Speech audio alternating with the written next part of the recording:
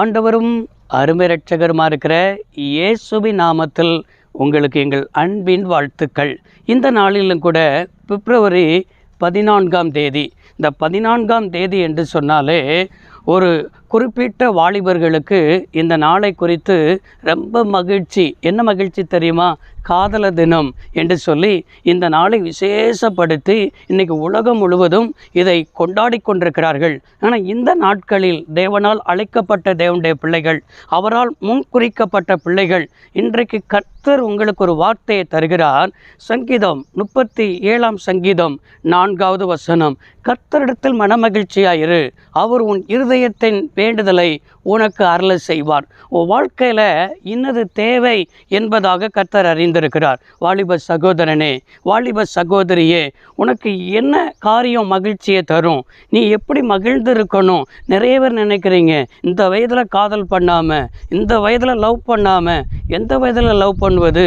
இந்த வயதில் என்ஜாய் பண்ணணும், சந்தோஷமாக இருக்கணும், வாழ்க்கை எப்படி வாழணும்னு சொல்லி, இப்படி தான் வாழணும்னு சொல்லி நீங்கள் உங்களுக்குள்ளேயே பிறரை பின்பற்றி இயேசுவை அறியாதவர்கள் அவர்கள் லவ் பண்ணுகிறார்கள், அவர்கள் இதை பண்ணுகிறார்கள். என்ன தவறு? நன்றாக தானே இருக்கிறார்கள், அவர்கள் லவ் மேரேஜ் முடித்தார்கள், நன்றாக தானே இருக்கிறார்கள் என்று சொல்லி மற்றவர்களை நினைத்து மற்றவருடைய தவறான நடக்கையை பின்பற்றி தேவ சித்தத்தை நீங்கள் இழந்து போகிறீர்கள். எப்பொழுதுமே நான் இன்றைக்கு உங்களை பார்த்து சொல்லுகிறேன், நீங்கள் போகிற ஓட்டம் தவறான ஓட்டத்தில் ஓடிக்கொண்டிருக்கிறீங்க. ஆனால் உங்கள் இருதயத்துக்குள்ளே ஒரு ஆத்ம திருப்தி ஒன்று இருக்கிறதா? ஒரு உள்ளான ஒரு மனசாட்சியின்படி தொட்டு சொல்லுங்க, உள்ளான ஒரு சமாதானத்தை நீங்கள் உணர்கிறீர்களா?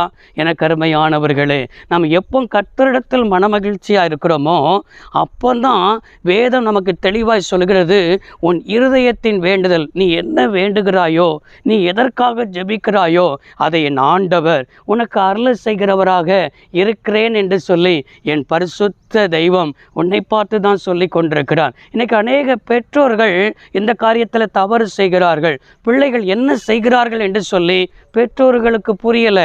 பெரிய பெரிய ஆண்ட்ராய்டு மொபைல் வாங்கி கொடுக்கிறார்கள். ஆண்ட்ராய்டு மொபைலில் யாரோடு கூட பேசுகிறார்கள், யாரோடு தொடர்பு கொள்கிறார்கள் என்று சொல்லி பெற்றோர்கள் பிள்ளைகளை குறித்து கவனம் இல்லாமல் இருக்கிறார்கள். அவர்களுக்கு தெரிந்தாலும் கூட சில பெற்றோர்கள் கண்டிக்கிறது கிடையாது. பிள்ளைகளை நடக்க வேண்டிய வழியில் நடத்து, முதிர் வயதிலும் நம்முடைய பிள்ளைகள் விடாதிருக்கும் என்று சொல்லி வேதத்தில் வாசிக்கிறோம். ஏனென்றால் நம்முடைய பிள்ளைகள் மூலமாக தேவன் ஒரு பெரிய திட்டத்தை வைத்திருக்கிறார். என்ன திட்டம் என்று சொன்னால், இந்த பூமியில் பரிசுத்த ஜாதியாய் வாழ வேண்டும், பரிசுத்த சந்ததியை இந்த பூமிக்கு கொண்டு வர வேண்டும், தேவ சித்தம் நம்முடைய சந்ததியில் விளங்க வேண்டும் என்பதை தான் தேவன் எதிர்பார்க்கிறார். வேதாகமத்தில் நம்முடைய முற்பிதாவாக இருக்கிறதான யாக்கோப்பை கொஞ்சம் யோசித்து பாருங்கள், இல்லை யாக்கோப்பை கொஞ்சம் நினைத்து பாருங்கள். அவனுக்கு 2 திருமணம் முடிந்தது. ஒரு மேரேஜ் என்ன மேரேஜ் தெரியுமா? Arrange marriage. இன்னொரு மேரேஜ் லவ் மேரேஜ். அரேஞ்ச் மேரேஜை திருமணம் பண்ணது யார் தெரியுமா?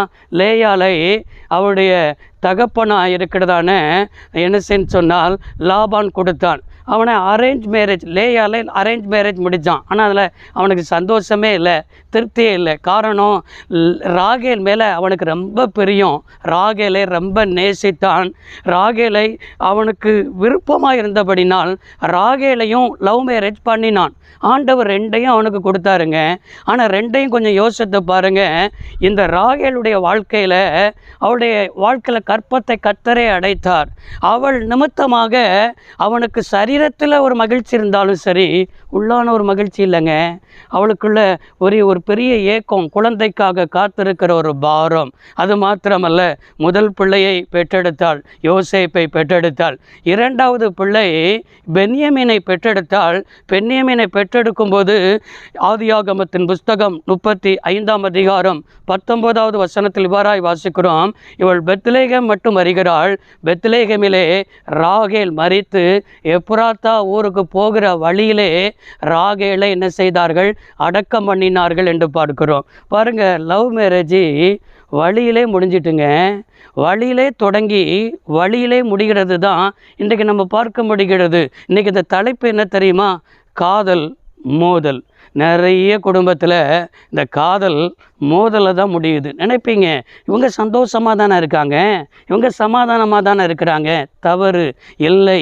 மற்றவருடைய நடக்கையை பின்பற்றுவீர்கள் என்று சொன்னால் ராகேல் வழியிலே அவளை அடக்கம் பண்ணினார்கள் என்று எழுதப்பட்டிருக்கிறது. ஆனால் அந்த லேயாள் அவள் தேவ சுத்தத்தின்படி, நன்றாய் பாருங்க, அரேஞ்ச் மேரேஜ் முடிக்கப்பட்டது. இவளை குறித்து நம்ம வேதத்தில் பார்க்கிறோம். ஆதியாகமத்தின் புஸ்தகம் 49ஆம் அதிகாரம் 31வது வசனத்தில் வாசிக்கிறோம். இந்த லேயாள் பூரண வயதில், அது மாத்திரமல்ல, யாக்கோபு மரிக்கிறதற்கு முன்பாகவே இவள் என்ன செய்யணும், மரித்து இவள் யாக்கோபின் கையினால் அடக்கம் செய்யப்பட்டு வேதத்தில் பார்க்கிறோம். ஆபிரகாம், சாராள், ஈசாக்கு, ரெபேக்காள் இவர்கள் அடக்கம் பண்ணினப்பட்ட அதே கல்லறையில் இந்த லேயாளை அடக்கம் பண்ணினார்கள். அவருடைய சந்ததி அந்த பூரண வயதுள்ள தேவன் வைத்த அந்த கல்லறையில் அவர்களை அடக்கம் பண்ணத்தக்கதாக அப்படிப்பட்ட ஆசீர்வாதத்தை லேயாள் பெற்றுக்கொண்டாள். அவருடைய சந்ததி ஆசீர்வதிக்கப்பட்டது. எனக்கு அருமையான கர்த்தருடைய பிள்ளைகளே, இன்றைக்கும் உங்களுடைய வாழ்க்கையில் தேவ சுத்தத்துக்கு ஒப்பு கொடுங்க. தவறான பாதையில் போகிறீர்களா, விட்டுருங்க. தவறான நம்பரை பிளாக் பண்ணுங்க, தவறான நம்பரை கட் பண்ணுங்க. இச்சைக்கு விழாதீங்க, பிசாசுக்கு இடம் கொடுக்காதீங்க, உலகத்திற்கு இடம் கொடுக்காதீங்க, சாத்தானுக்கு எதிர்த்து நில்லுங்கள். அப்பொழுது அவன் உங்களை விட்டு ஓடி போவான். தேவ சித்தத்தின்படி உங்கள் வாழ்க்கையை அமைத்துக் கொள்ளுங்கள். உங்களுடைய சந்ததி ஆசீர்வதிக்கப்படும். ஜெபிப்போமா? சர்வ வல்லமையுள்ள தெய்வமே, அன்பு தகப்பன், இந்த வார்த்தையின்படியே உங்களுடைய பிள்ளைகளை ஆசீர்வதித்து ஜெபிக்கிறோம். இன்றைக்கு உங்களுடைய சித்தத்தின்படி வாழ ஒப்பு கொடுத்திருக்கிறார்கள். ஆசீர்வதியும். இயேசு ரட்சக நாமத்தில் பிதாவே, ஆமென். கர்த்தர் ஆசீர்வதிப்பாராக. God bless you all.